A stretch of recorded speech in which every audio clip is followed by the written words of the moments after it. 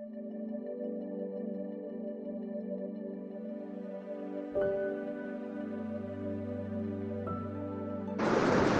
عہد نامے میں سے پطرس کا پہلا خط اور اس کا پہلا باب اور اس کی 23ویں آیت سے لے کر دوسرے باب کی 3ری آیت تک میں لکھا ہے، کیونکہ تم فانی تخم سے نہیں بلکہ غیر فانی سے خدا کے کلام کے وسیلے سے جو زندہ اور قائم ہے نئے سرے سے پیدا ہوئے ہو۔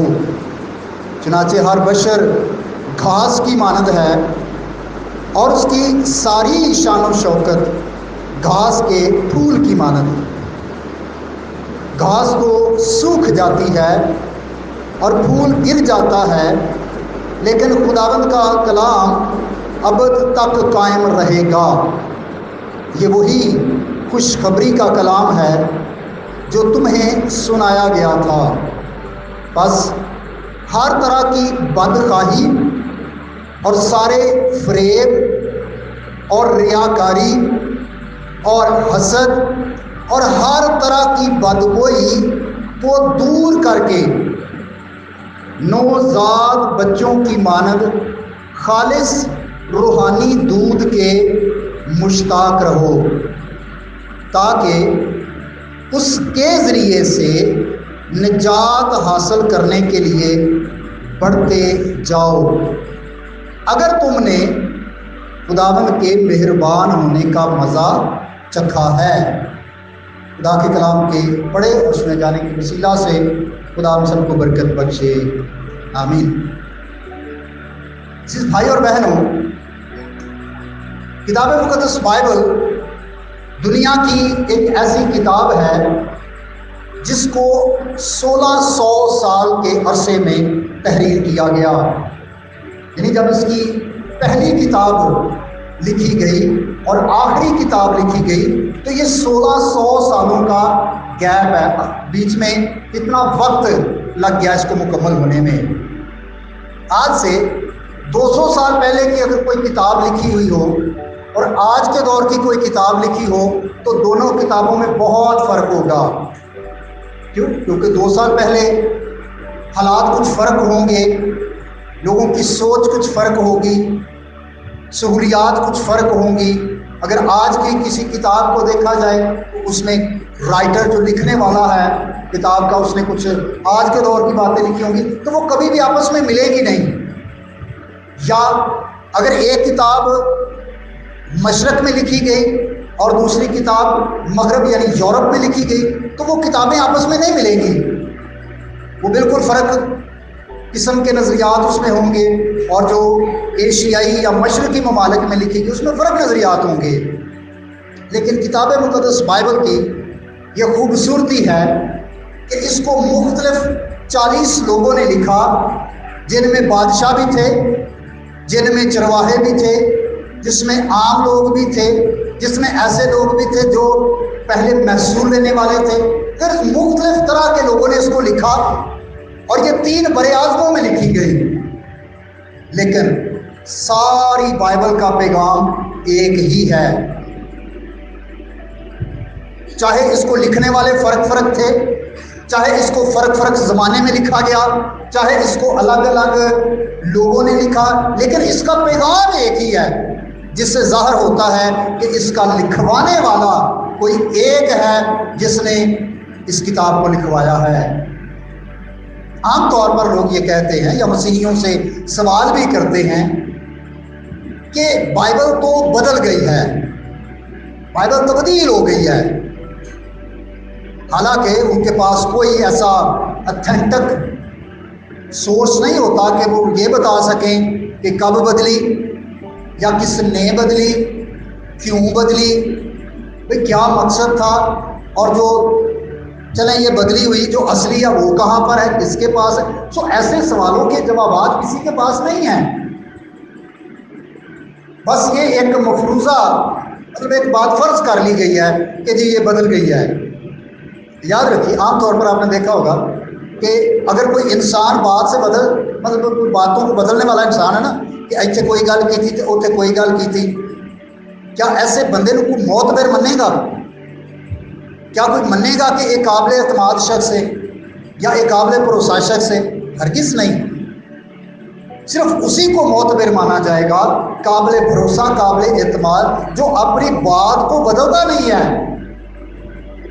اور خدا کا بندہ پطرس ہی اپنے دوسرے خط میں کتاب مقدس بائبل کے بارے میں، خدا کے کلام کے بارے میں بڑی خوبصورت بات لکھتے ہیں۔ حوالہ آپ میرے ساتھ نکالیے گا، دوسرا پطرس پہلا باب 19 آیت، 19ویں، 20ویں، 21ویں، یہ 3 آیات ہیں، ہم ان کو پڑھیں گے۔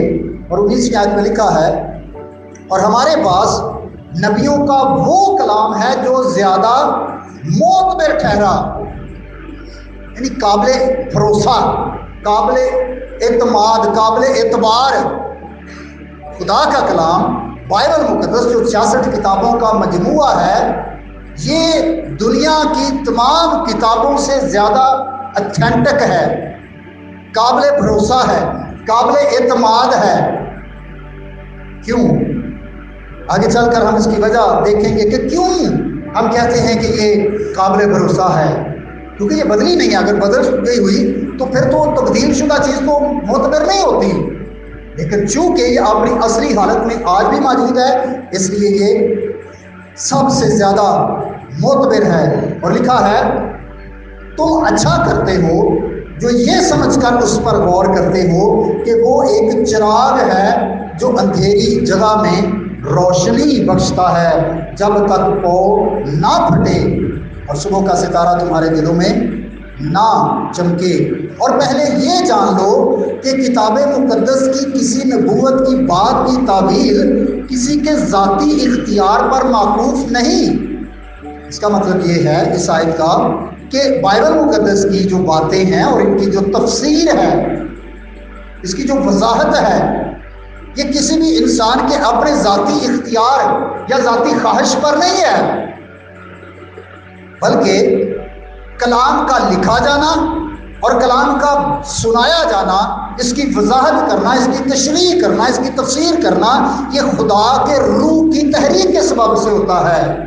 اور 21ویں آیت میں لکھا ہے، کیونکہ نبوت کی کوئی بات آدمی کی خواہش سے کبھی نہیں ہوئی، بلکہ آدمی روح القدس کی تحریک کے سبب سے خدا کی طرف سے بولتے تھے۔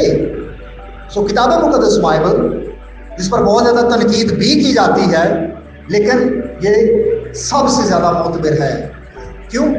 جتنے لوگوں نے کلام کو لکھا، کلام کو مختلف زمانوں میں تحریر کیا، ان کو لکھوانے والا خدا خود تھا۔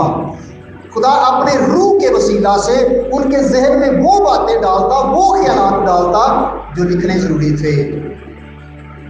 اس لیے بائبل مقدس یہ بدلی نہیں ہے، یہ تو زندگیوں کو تبدیل کر دیتی ہے۔ جو لوگ اس سے جڑ جاتے ہیں، جو لوگ اس کو پڑھنا شروع کر دیتے ہیں، جو لوگ اس کو سننا اور سمجھنا اور اس پر عمل کرنا شروع کر دیتے ہیں، بائبل مقدس ان کی زندگیوں کو بدل دیتے ہیں۔ اور بائبل مقدس کے اندر خدا کے کلام کو، خدا کی آواز کو، خدا کے لفظوں کو مختلف چیزوں سے تشبیہ دی گئی ہے۔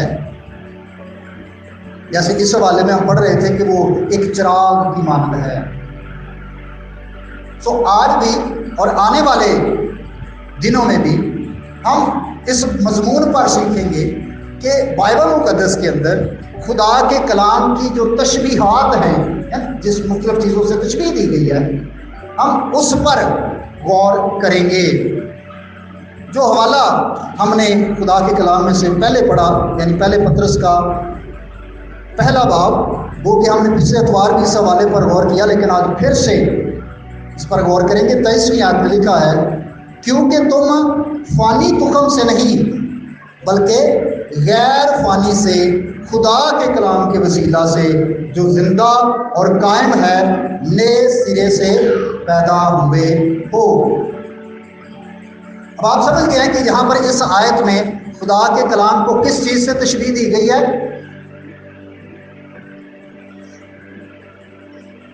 یہاں پر لفظ تخم، بیج، خدا کا کلام ایک بیج کی مانند ہے۔ اچھا، یہ میرے پاس نا 2 مختلف سبزیوں کے بیج ہیں، شاید آپ میں سے جو زیادہ سبزیوں کے ساتھ یا لگانے کے ساتھ ہے وہ جلدی پہچان دے گا کہ یہ کس کس چیز کے بیج ہے۔ یہ دو مختلف سبزیوں کے بیج ہیں، اور یہ پالک کا بیج ہے اور یہ میتھی کا ہے۔ اگر ہم زمین میں یہ میتھی کا بیج بو دیں گے اور توقع کریں کہ ادھر سے پالک اگائے، وہ ہوگا ایسے کہ نہیں ہوگا؟ نہیں ہوگا۔ یا اگر ہم پالک زمین میں لگائیں اور توقع کریں کہ اس میں سے میتھی نکل آئے گی، تو ایسا جیسا بیج بویا جائے گا ویسی فصل نکلے گی۔ پچھلے اتوار بھی ہم نے اس بات پر غور کیا کہ خدا کا کلام جو بیج ہے، جو تعلیم ہے، جیسی تعلیم ہمارے کانوں کے ذریعہ سے ہمارے دل میں پہنچے گی، جیسا بیج ہمارے اندر بویا جائے گا فصل ویسی نکلے گی، عمل ویسا ہوگا، کردار ویسا بنے گا، پرسنالٹی ویسی ہوگی جیسی تعلیم اندر جائے گی۔ جی کسی بچے نو شروع تو یہ تعلیم دیتی جائے کہ بھئی تو نہ چاچیاں تے پھپھیاں دے نال نہیں صحیح رہنا،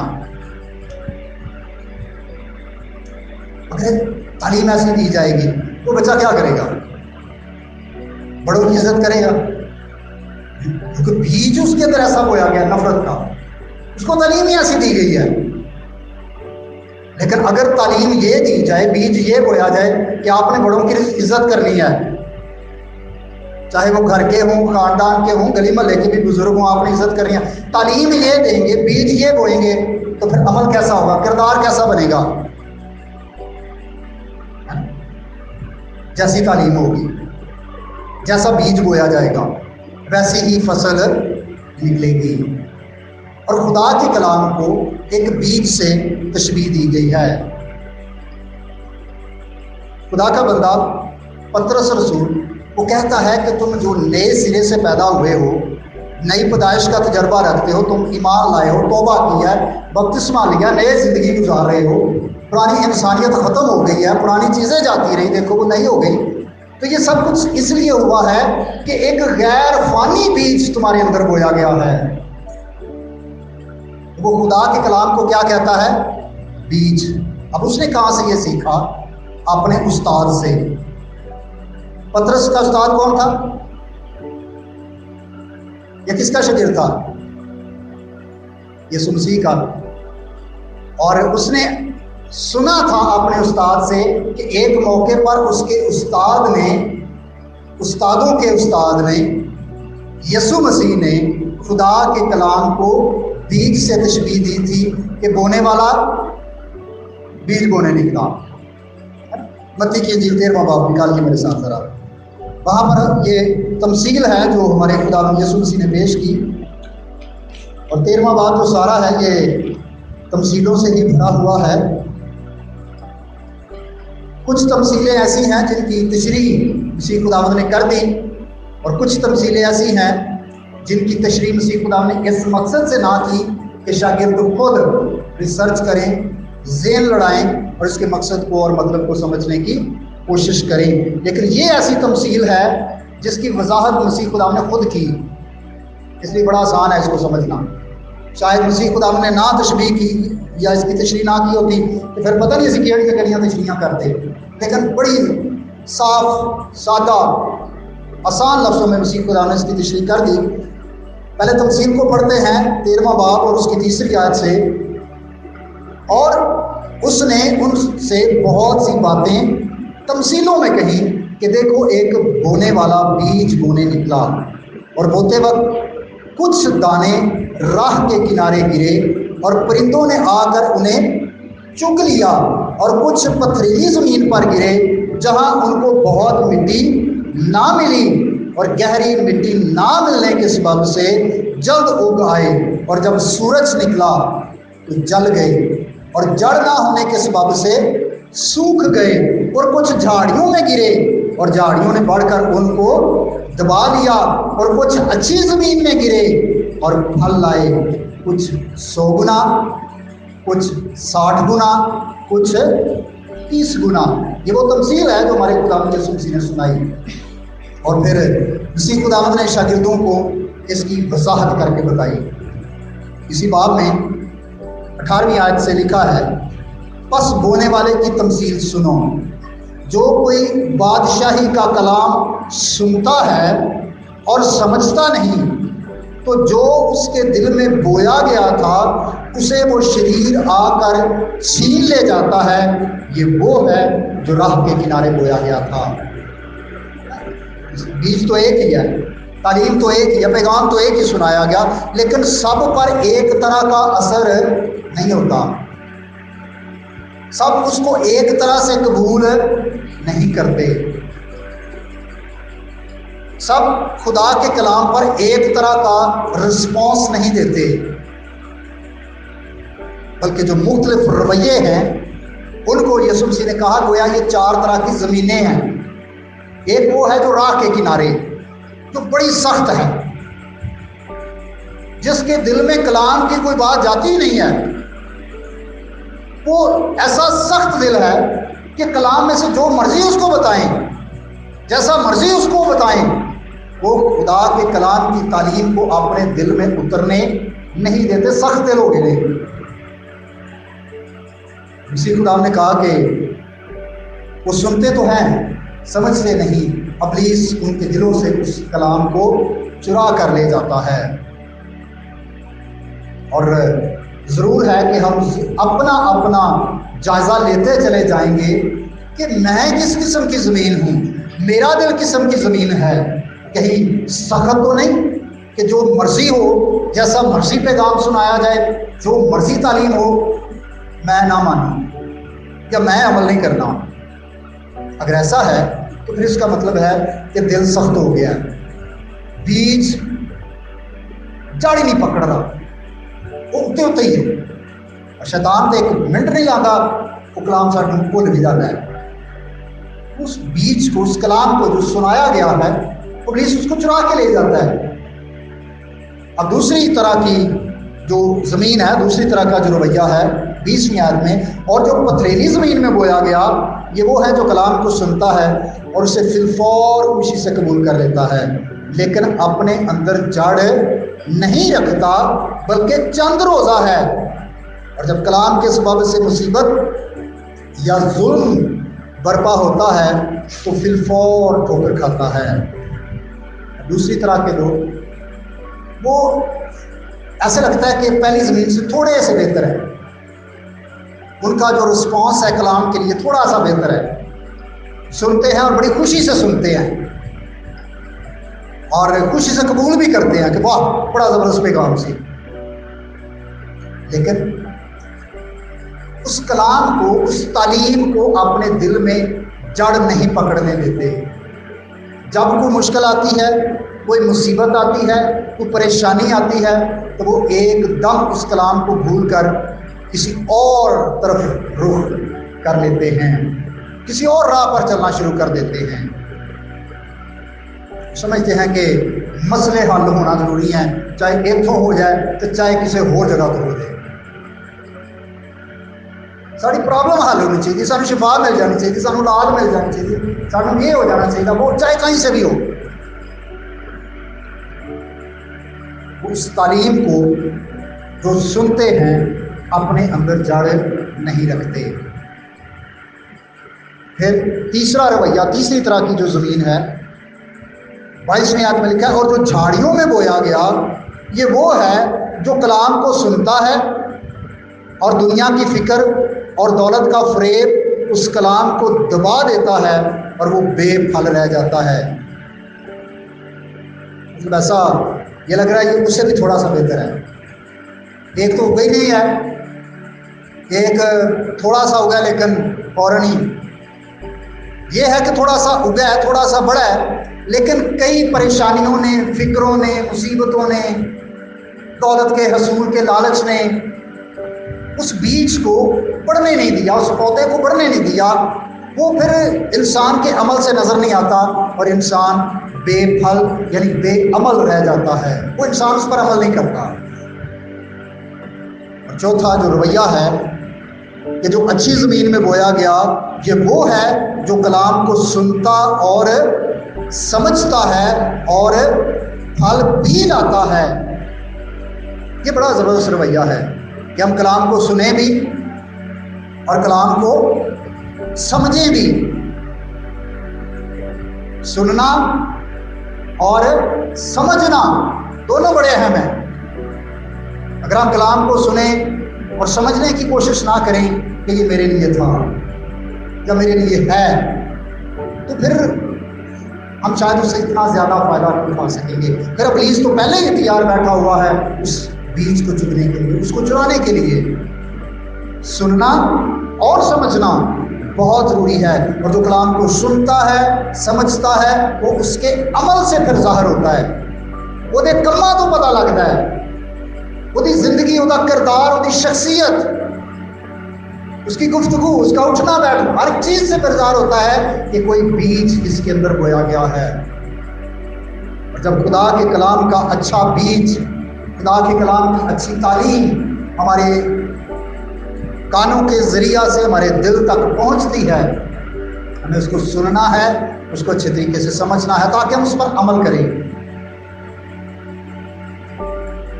ہاں، ایک اور بات مسیح خداوند نے کی کہ کوئی 100 گنا، کوئی 60 گنا، اور کوئی، مطلب سب کا عمل ایک جیسا نہیں ہے. سارے ایک جیسا کلام پر عمل، کوئی ایسا ہے جو 100% کلام پر عمل کر رہا ہے، کچھ ایسے ہیں جو 60%، کچھ ایسے ہیں جو 30%. ہاں، شکر گزاری یہ ہے کہ خدا 30% والے کو بھی قبول کرتا ہے، خدا 30% کو بھی پسند کرتا ہے. لیکن اگر ہم یہ سوچتے ہیں کہ میں صرف 30% عمل کرتا ہوں یا کرتی ہوں، تو ہمیں اس پر نہیں بیٹھے رہنا کہ چلو کچھ نہ کچھ تو اسی من نہیں ہے نا، وہ جتے ساڑھے اچھیاں گلاں ہے انہیں نہ، چلو کئیاں بریاں بھی تو کوئی گل نہیں. اگر ہم 30% والے حصہ میں آتے ہیں تو ہمیں کوشش کرنی ہے کہ ہم آگے بڑھیں، زیادہ کلام پر عمل کریں اور 60 گنا والے گروپ میں شامل ہو جائیں. اگر کوئی ایسا بھائی ہے، کوئی ایسی بہن ہے جو کہتا ہے چلو 100% میں عمل نہیں کر پا رہا، 60% کر ہی رہا ہوں، اس کو وہاں پر نہیں رہنا، اس کو کوشش کرنی ہے کہ اور زیادہ کلام پر عمل کرے تاکہ ہم 100% کی طرف جا سکیں. جب تک ہم اس دنیا میں ہیں، بحیثیت انسان ہم کمزور ہیں، لیکن ریورس نہیں لگنا چاہیے تھا. جی کمزور ہیں ساری زندگی کمزور ہی تو نہیں رہنا، ریورس نہیں ہونا، بلکہ جہاں پر ہے ہمیں اور زیادہ اپنے عمل کو بہتر کرنا ہے، ہمیں اور زیادہ اپنے کردار کو، اپنی شخصیت کو، خداوند کے ساتھ چلنے کو، تعلیم کو ماننے کو، تاکہ ہم 100% کی طرف بڑھتے چلے جائیں. اور خدا کا بندہ یعقوب اپنے خط میں کہتا ہے کہ محض کلام کے سننے والے نہ بنے بلکہ اس پر عمل کرنے والے. ہمیں خدا کے کلام کو زیادہ سے زیادہ پڑھنا ہے، سننا ہے، سمجھنا ہے، لیکن ساتھ ساتھ کوشش کرنی ہے کہ ہم اس پر زیادہ سے زیادہ عمل کر سکیں. تو یہ پہلی تشبیہ ہے کہ خدا کا کلام کس کی مانند ہے؟ کس کی مانند ہے؟ بیج کی مانند. اور ہمیں ہر روز یہ دعا کرنی ہے کہ اے خدا، تیرے کلام کا بیج پڑھنے سے یا سننے کے وسیلہ سے جو میرے دل میں بویا جاتا ہے، ابلیس اس کو چرا نہ سکے. ہمیں اچھی زمین کی طرح کلام کی تعلیم کو اپنے دل میں لگا دینی ہے. اچھی زمین بنے، اپنے دل کی زمین کو سخت نہ کریں، نرم بنائیں. اگر ہم اس بیج کو ایسے ہی کہیں رکھ دیں نرم کیتے بغیر زمین نو اور توقع کریں کہ پھل لے آئے گی، تو نہیں، پھر یہ راہ کے کنارے، یہ بہت کے تلے روندا جائے گا، دانے ہیں اس کو پرندے چگ جائیں گے. تو دلوں کو نرم کرنا ہے کلام کی تعلیم کے لیے. دوسری بات، جو دوسری تشبیہ ہے، پطرس کے خط کا جو حوالہ ہم نے پڑھا تھا، واپس اسی جگہ جائیں گے اور دوسرے باب کو ہم دیکھیں گے، اور وہاں پر ایک اور چیز سے خدا کے کلام کو تشبیہ دی گئی ہے. میں پہلے دوسری آیت پڑھتا ہوں، پہلی آیت بعد میں پڑھیں گے. لکھا ہے، نوزاد بچوں کی مانند خالص روحانی دودھ کے مشتاق رہو تاکہ اس کے ذریعے سے نجات حاصل کرنے کے لیے بڑھتے جاؤ۔ تو یہاں پر خدا کے کلام کو کس چیز سے تشبیہ دی گئی ہے؟ کس سے ہے؟ دودھ سے۔ یہ بھی دودھ ہے، یہ جو گلاس میں ہے نا، اور ملک پیک ہے، ڈبے کے اوپر لکھا ہوتا خالص دودھ۔ کیا گارنٹی ہے یہ خالص ہے؟ کوئی پتہ نہیں ہے، لکھا تو ہے لیکن خالص ہے پتہ نہیں ہے یا نہیں ہے، لیکن لگتا ہے کہ یہ خالص ہے نہیں ہے۔ خدا کا کلام خالص ہے، یہ خالص روحانی دودھ ہے، یہ پیور ہے، اس کا کوئی پتہ نہیں ہے، چاہے 10 دفعہ بھی کہہ دی خالص ہے لیکن ہمیں نہیں پتا، ہمیں کوئی اس کی گارنٹی نہیں ہے کہ یہ خالص ہے یا نہیں، لیکن خدا کا کلام بالکل خالص ہے۔ اور لکھا ہے کہ جیسے ایک بچہ جو پیدا ہوتا ہے اس کی سب سے جو ابتدائی خوراک ہے وہ دودھ ہے، اور دودھ اس کو بڑھنے میں، اس کی گروتھ میں اس کی ہیلپ کرتا ہے۔ کہتے ہیں کہ یہ کیلشیم کا بڑا اچھا سورس ہے اور یہ ہڈیاں مضبوط کرتا ہے دودھ، اس لیے کہتے ہیں کہ بچوں کو اور بزرگوں کو خاص طور پر دودھ پلانا چاہیے تاکہ ان کی ہڈیاں ہیں وہ مضبوط ہوں، وہ طاقتور ہوں، وہ صحت مند ہوں۔ اور خدا کے کلام کو تشبیہ دی گئی ہے کہ یہ بھی دودھ ہے لیکن یہ خالص روحانی دودھ ہے، جو روحانی طور پر ہماری خوراک بھی ہے، جو روحانی طور پر ہمیں مضبوط بھی بناتا ہے، جو روحانی طور پر بڑھنے میں ہماری مدد کرتا ہے۔ یاد رکھیے گا کہ اگر ہم کلام سے اکتائے رہتے ہیں، کلام کو دلچسپی سے پڑھتے نہیں ہیں، کلام کو دلچسپی سے سنتے نہیں ہیں، تو اس کا مطلب یہ ہے کہ ہم خوراک سے ہی دور ہو گئے ہیں۔ اور اگر بچے کو خوراک نہ ملے اس کی گروتھ رک جائے گی، اور ممکن ہے کہ اگر زیادہ دیر تک اس کو خوراک نہ ملے تو وہ شاید سروائیو نہ کر سکے۔ کیوں؟ کیونکہ اس کو خوراک ہی نہیں مل رہی۔ سو خدا کا کلام بھی ہماری روحانی خوراک ہے، اور یہ ہمیں مضبوط بناتا ہے، یہ ہمیں مضبوط رکھتا ہے، یہ ہمیں روحانی طور پر طاقتور بناتا ہے۔ اور اگر ہم اس کو پڑھتے نہیں ہیں، اس کو سنتے نہیں ہیں، تو پھر ہم کمزور رہ جائیں گے، اور جو کمزور رہ جاتے ہیں وہ زندگی میں کسی بھی موڑ پر جا کر ڈگمگا جاتے ہیں اور پتہ چلتا ہے کہ وہ کدھر اور چلے گئے نہیں۔ کیوں؟ کیونکہ وہ روحانی طور پر مضبوط نہیں ہے، ان کو جو روحانی خوراک ہے، جو خدا کا کلام ہے، ان کے پاس وہ نہیں ہے۔ چاہے ان کے پاس شہرت ہو، چاہے ان کے پاس ڈگریاں ہوں، چاہے ان کے پاس بہت ساری دولت ہو، لیکن اگر خدا کے کلام کی تعلیم نہیں ہے تو لوگ ایمان سے ڈاواڈول ہو جاتے ہیں۔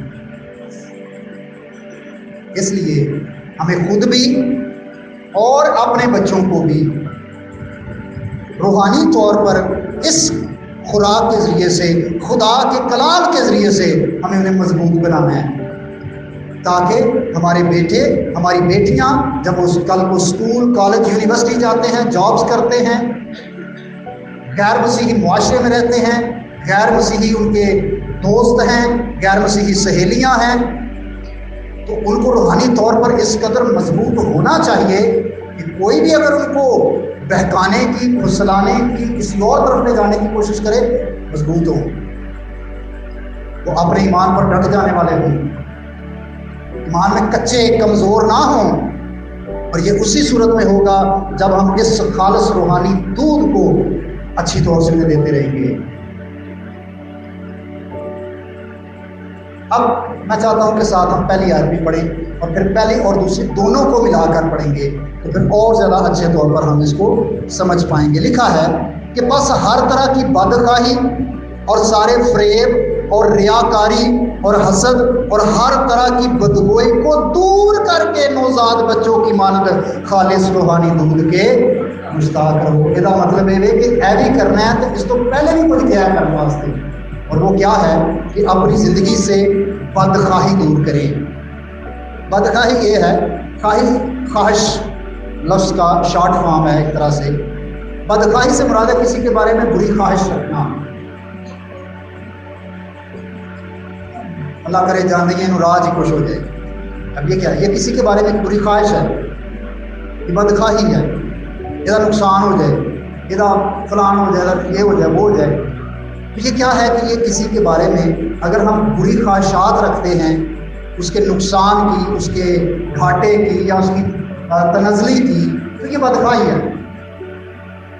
خدا کا کلام بھی کہتا ہے کہ ایک مسیحی کو جو اس معاشرے میں زندگی گزار رہا ہے، جو اس زمین پر مسافر اور پردیسی ہے، اس کو کیا کرنا ہے کہ کسی کے لیے بھی بری خواہش اپنے دل میں نہیں رکھنی،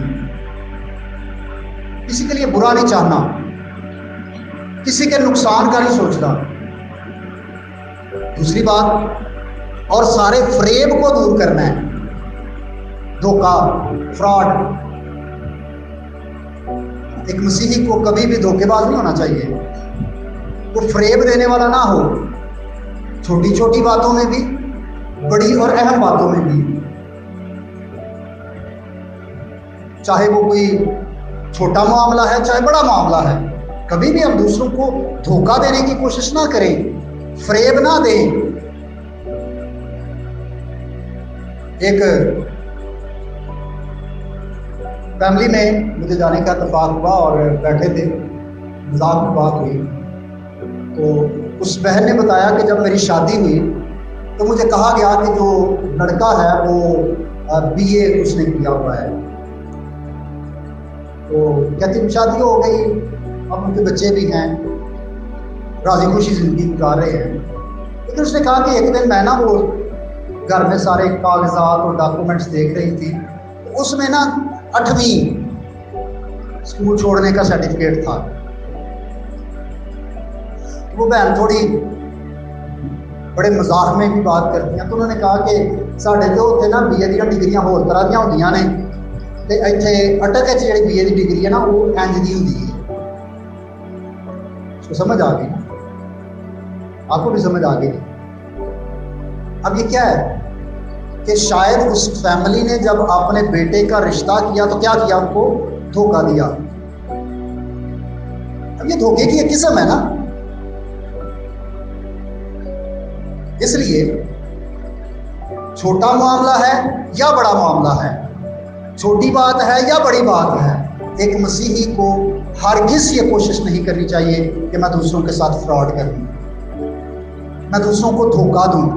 ہر طرح کے فریب کو اپنی زندگی سے دور کرنا ہے۔ کبھی کبھی مسیحی بھی اس گناہ میں پائے جاتے ہیں کہ وہ دوسروں کے ساتھ دھوکے کرتے ہیں، روپے پیسے کے معاملات میں یا اور دیگر جو حقائق ہیں اس کو چھپا کر۔ ایسا نہیں ہونا چاہیے۔ ہاں کی جگہ ہاں اور نہ کی جگہ نہ۔ تیسری بات، پہلی بات بدخواہی دور کرنی ہے، سارے فریب کو دور کرنا ہے۔ تیسری بات کیا ہے؟ ریاکاری۔ ریاکاری یہ ہے کہ ظاہر کچھ باطن کچھ، اتوں ہور وچوں ہور۔ اسی کو ہم فقیوں اور فریسیوں پر اس لحاظ سے بہت تنقید کرتے تھے کیونکہ وہ بظاہر بڑے مذہبی، بڑے دعا گو، بڑے روحانی، لیکن اسی کتاب نے کہا کہ تم ایسی سفیدی پھری قبریں ہو جڑے اتوں تے بڑے چمکدے ہو تے وچوں تے قبراں دے وچ کی ہوندا؟ گند، ہڈیاں، سمیل۔ میرا تم تو سفیدی پھری قبریں ہو۔ اسی خداوند نے ہم مسیحیوں کو یہ کہا کہ اگر آپ کی راست بازی فقیوں اور فریسیوں سے زیادہ نہیں ہوگی کہ جی اونج دے ہو نے تے اونج دے ہی اسی ہوئیے، پھر یہ سمجھنے کیا مشکل کام ہے۔ ایک مسیحی کو کبھی بھی ریاکاری سے کام نہیں لینا۔ اسی خدا نے صاف واضح طور پر چھٹے باب میں، متی چھٹے باب میں بھی یہ تعلیم دی کہ نہ تو ریاکاری سے ہدیہ دیں، خیرات کریں، نہ ریاکاری کی دعائیں کریں، نہ ریاکاری کے روزے رکھیں۔ مطلب زندگی میں کسی بھی طرح سے کسی بھی پہلو میں ظاہر کچھ اور باطن کچھ نہیں ہونا چاہیے، ریاکاری نہیں، خدا کے ساتھ بھی نہیں، انسانوں کے ساتھ بھی نہیں۔ چوتھی بات، حسد، جیلسی۔ شاید ہمارے معاشرے میں اس کو گناہ نہیں سمجھا جاتا، لیکن بائبل یہ سکھاتی ہے کہ یہ حسد ایک گناہ ہے اور ہمیں اس سے بچنا ہے۔ مطلب دنیا میں پہلا جو قتل ہوا، دو بھائیوں کی آپس میں معاملات بگڑ گئے اور قتل کر دیا آدم اور حوا کے بیٹوں نے، قائن اور ہابیل۔ پیچھے وجہ کیا تھی؟ کہیں نہ کہیں پر اس کے دل میں اپنے بھائی کے لیے حسد تھا کہ یہ بھی قربانی کیوں قبول ہوئی ہے، میں بھی تو ہے مانا۔ تو یہ حسد یہ ہے کہ کہیں نہ کہیں پر ہم دوسروں کی ترقی کو دیکھ کر، کہیں نہ کہیں پر دوسروں کی نعمتوں کو دیکھ کر، کہیں نہ کہیں پر دوسروں کی برکتوں کو دیکھ کر، دوسروں کی کامیابیوں کو دیکھ کر ہم دل ہی دل میں یہ سوچتے ہیں کہ یہ اس کو کیوں ملا ہے، یہ مجھے ملنا چاہیے۔ یہ حسد ہے۔ اس کی ترقی کیوں ہوئی ہے، میری ہونی چاہیے۔ اس کا بچہ کیوں ترقی کر گیا، میرے بچے کو ترقی کرنی چاہیے۔ اس کے پاس یہ نعمتیں کیوں ہیں، یہ نعمتیں میرے پاس ہونی چاہیے۔ یہ حسد ہے۔ اور اس کے بارے میں کسی نے کہا کہ یہ ایک ایسی آگ ہے جو اگر ہم اپنے دل میں رکھتے ہیں اور سوچتے ہیں کہ آگ دوسرے کا نقصان ہوگا، آگ تے اپنے اندر ہے، تو جتنے آگے نقصان کدا ہوئے گا، اپنا۔ ہم ہمارے معاشرے میں ہیں، اب کسی وقت آج ہی پریکٹیکل کر کے دیکھ لیں، کسی نے اپنا دکھڑا سنا کے تھوڑا سنے گا،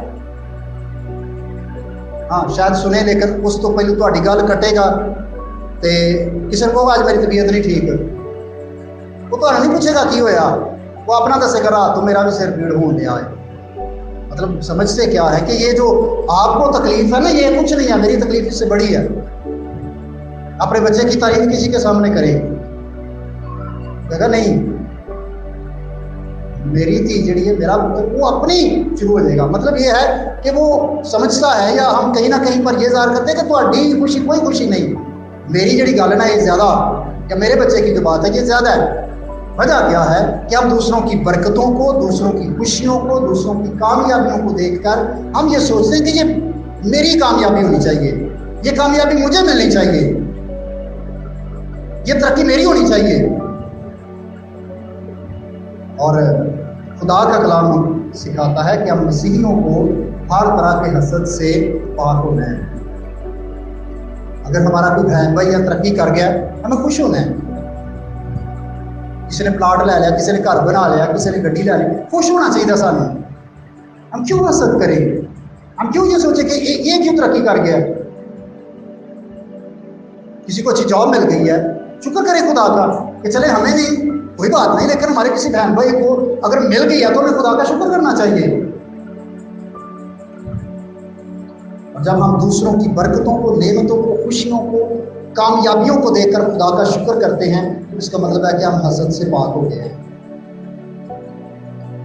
خالص روحانی دودھ کے مشتاق تو رہنا ہے، لیکن حسد کو بھی دور کرنا ہے۔ بدخواہی، فریب، ریاکاری، حسد، اور پانچویں بات ہے بدگوئی، برا بولنا، ایول سپیکنگز۔ اس میں بد دعائیں بھی شامل ہے۔ اگر کسی نے بد دعا دینے ہیں نا، بدگوئی ہے۔ گالیاں، کئی بڑی عادت ہے، ایویں گل گل سے وہ گالاں کٹ جاتے ہیں۔ کئی بھائیوں کو عادت ہوتی ہے باہر بھی لوگوں کو گالی، گھر بچوں کو گالیاں دیتے ہیں، بیوی کو گالیاں دیتے ہیں۔ خدا کا کلام اس کی اجازت نہیں دیتا، یہ بدگوئی ہے۔ شاید بہنیں بھی کچھ اس گناہ کا شکار ہو سکتی ہیں۔ اور گالیاں اگر ہم دیتے ہیں تو خدا کے کلام کو ہمیں یاد رکھنا چاہیے کہ صاف اور واضح حکم ہے کہ ایک چشمے سے دو طرح کا پانی نہیں نکلتا۔ اسی منہ سے اگر ہم خدا کی حمد کریں اور اسی منہ سے دوسروں کو گالیاں دیں، بدگوئی کریں، خدا اس کی اجازت نہیں دیتا۔ اس لیے اگر کسی کو گالیاں نکالنے کی عادت ہے تو اس کو खुदावन के हुजूर लेकर आएं और खुदावन से कहें कि खुदावन मेरी मदद कर, और ये तहैया करें, ये इरादा करें, हम तौबा करें ताकि आपके मुंह से गालियां ना निकले।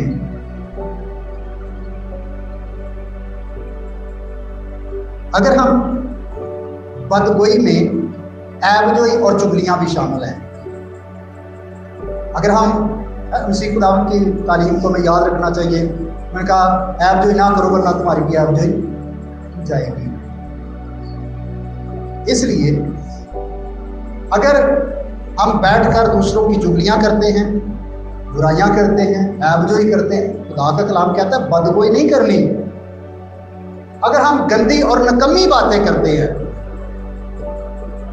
तो खुदा का कलाम हमें इससे भी मना करता है कि कोई भी नकम्मी बात हमारे मुंह से ना निकले, अदालत के दिन उसका भी हिसाब देना पड़ेगा।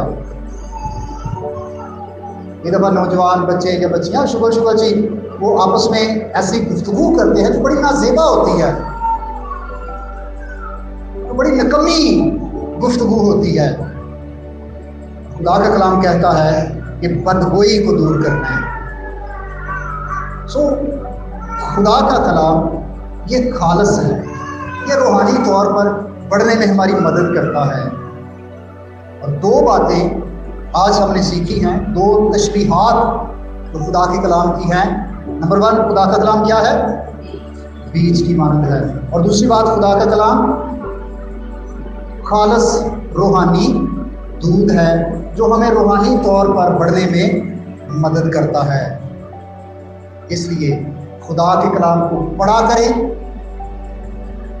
खुदा के कलाम को सुना करें, इसको अपने दिल में जगा दें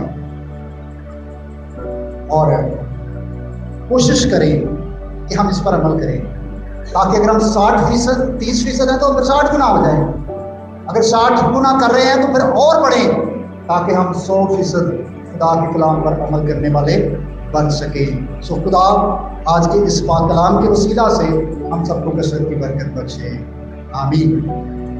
तक हमारा चैनल सब्सक्राइब नहीं किया तो अभी सब्सक्राइब करें और बेल आइकॉन को क्लिक करके हमारी लेटेस्ट वीडियोस के बारे में अपडेट जानें।